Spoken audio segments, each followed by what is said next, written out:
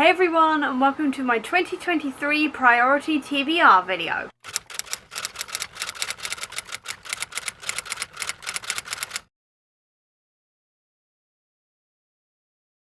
We're heading into a new year now, which means it's time to make a new priority list. Now, there's a lot here to get through, and I am not accepting any challenge to try and read all of these before July or any other month. That means you, Abby, or anybody else. No challenging me this time, because that was stressful, and I know I'm not going to get through all of these before the end of the year. Anyway, I thought I'd put them on the list, just so I've got a little bit more choice in what I'm going to be reading. So, let's get through this pile because it is massive. City of Brass by S.A. Chakraborty, because I've owned this one for a good 3 years now, I think it is, and I still haven't read it yet, and I have heard people raving about it. The trilogy is now finished. There's been a spin-off book, and I still haven't read the first one, so it's about time I got to this one. And this one is about Jinn and 18th century Cairo with thieves, tricksters, con artists and outcasts and all of this kind of thing. It is hugely popular, and I still haven't read it yet, so it's about time I got to it. There's also Ninth House by Leigh Bardugo. This one is a dark academia by, obviously, Leigh Bardugo. I know Hellbent comes out in February, so it's about time I actually read this one so I can then read the sequel.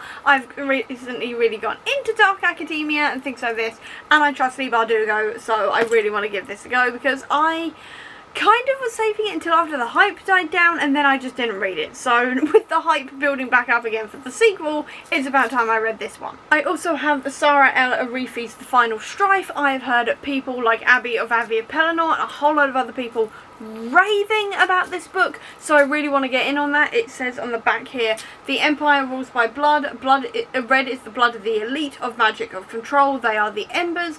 Blue is the blood of the poor, of workers, of the resistance. They are the dusters. Clear is the blood of the servants, of the crushed, of the invisible. They are the ghostings. Is that rule about to come to an end? And that just sounds amazing. I've heard amazing things about this book, so I really want to give it a go and see what all the hype is about. Also along those lines, I also have The Stardust Thief by Chelsea Abdullah. I've heard amazing things about this one as well, and this one is following Luli, who is a criminal who, with the help of her Jinn bodyguard, hunts and sells illegal magic. When she saved the life of a cowardly prince, she draws the attention of his powerful father, the Sultan, who blackmails her into finding an ancient lamp that has the power to revive the barren land at the cost of sacrificing all Jinn. And that just sounds amazing. Again, I've heard amazing things about this, so I really want to get in on that hype and see what all the fuss is about, because again, I've heard so many people raving about it and I want to know why. One of the older books on my TBR though is Ink. This one I've owned for a very long time. This one is by Alice Broadway,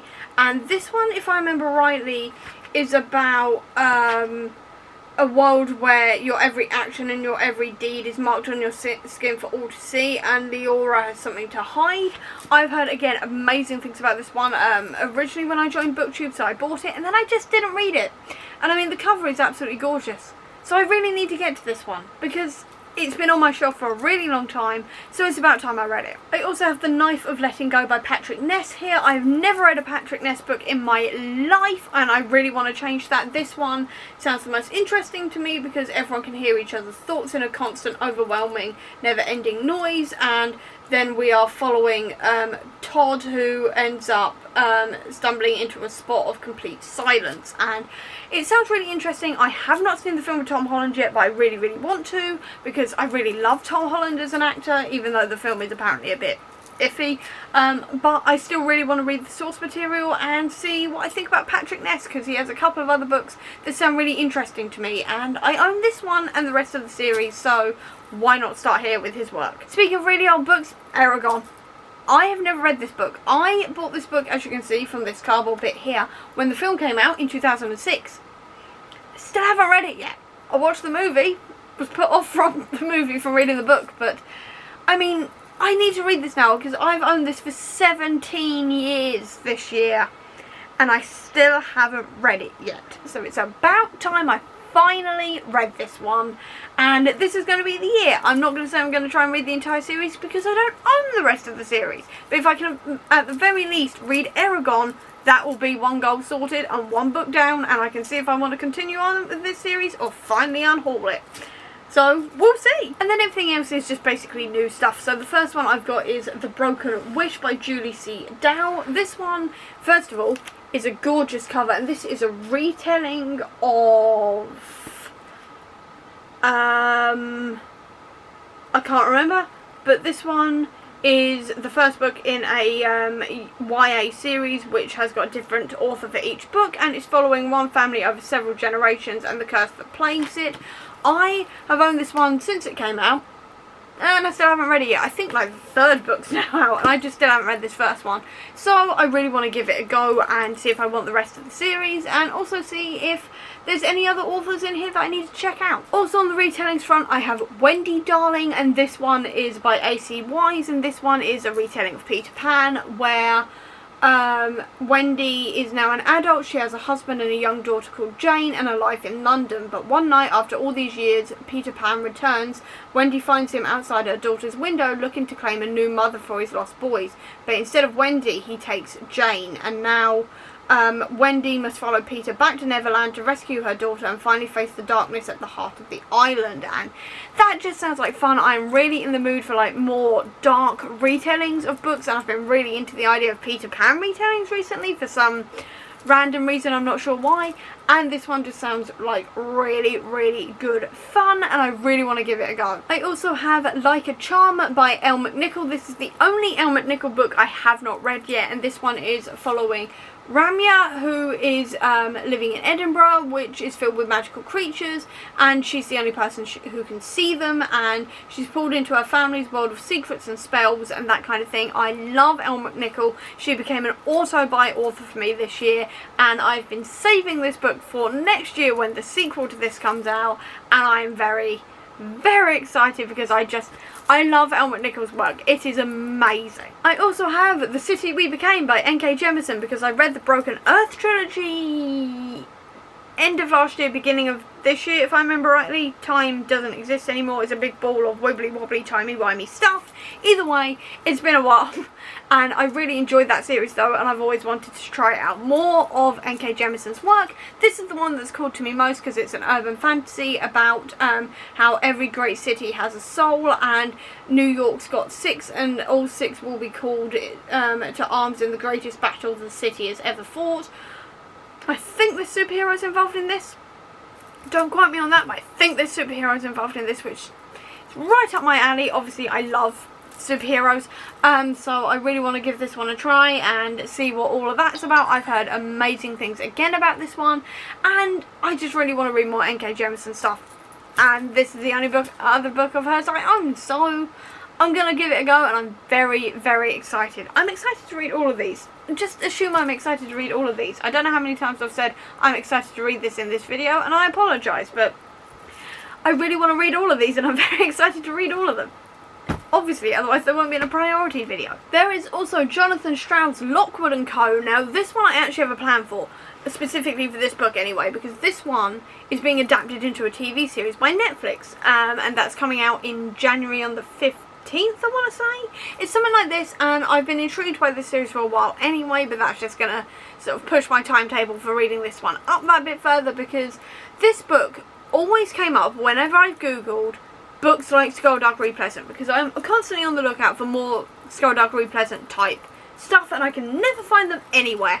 But this book has always come up as sort of like a similar thing, in the sense that we are dealing with like a paranormal detective agency kind of thing, and I'm expecting there to be like good banter and things like this. I don't really know much else about it. I don't really want to know much else about it. I want to go into this one and read it, and then also watch the TV show, sort of compare, contrast, all the rest of it, and see what all the hype is about, and if it's actually anything like Skullduggery. We're nearly there. We've got 3 books left. The next one is Mina and the Undead. This one is a 90s set sort of fantasy horror type thing about vampires, which Hannah from Ladder M and a whole load of other people have been raving about since it came out. So I really want to give this one a go. I love vampires. I've been recently rewatching Underworld and just loving vampires so much, it's unbelievable essentially. So I really want to carry on with that love of vampires and this kind of thing, and this one sounds amazing. Apparently you can tell that this was written by someone who loves Buffy and Spike, and I love Spike. he is one of my favourite vampires of all time, outside of like Celine, essentially, from Underworld and people like this. So very interested to see where this one goes and excited to be part of the hype on this one, hopefully. I also then have Gear Breakers by Zoe Hannah Mikuda. This one I've again heard Hannah and a whole load of people raving about, and it sounds like Pacific Rim. And I love Pacific Rim. It is a ridiculous movie, but I love it. So I really want to give this one a go and see what all the hype is about. I don't really have much else to say further than that, so I really want to give it a go. And then finally we have Kingdom of Souls by Rena Barron. This one is about a young girl who comes from a line of witch doctors who all have a lot of power and she has none, and when children start going missing from her village, she ends up doing a trade where she trades years of her life for magic to try and stop this. I've heard mixed things about this one now, but it's been on my list for a long time and it's been on my shelves for a long time, so I really want to see what it's all about and see what I think about it for myself. And that is absolutely everything on my Priority TBR. I know that's a lot, and I apologise for how long this video is, but I apparently have a lot of books I want to read next year. I'm not going to say that these are the only books I'm going to read next year, because obviously I'll be getting new books for Christmas. I'm filming this before Christmas, for my birthday, for just general, or I may just go, I don't fancy reading that right now. But at the very least, I can now pick from these books when I am stuck for what I want to read, that kind of thing. So I'm pretty happy with it. It's massive, it's intimidating, but if I can get to at least half of it, I'll be happy. And with that, I'm going to leave this video here before I try and convince myself to read anything more or take anything else off or anything else. So I hope you enjoyed this video. If you did, please do give me a thumbs up. Comment down below, tell me a book I should prioritise first, or if you don't have that much time, leave me a vampire related emoji down below to let me know that you were here, and also leave a link as well down below to all of my social media if you want to check it out, including to the Comic Book Sanctum, which is my website dedicated to Marvel Comics, which will have a ton of stuff on the X-Men and things like that on there if you're interested in that, as well as a link down below to my Etsy and Redbubble store, which sells bookish merch if you're interested in that. Or if you just want to see any more of my videos, please click subscribe here, and over here will be the link to my previous video. But until next time everyone, bye!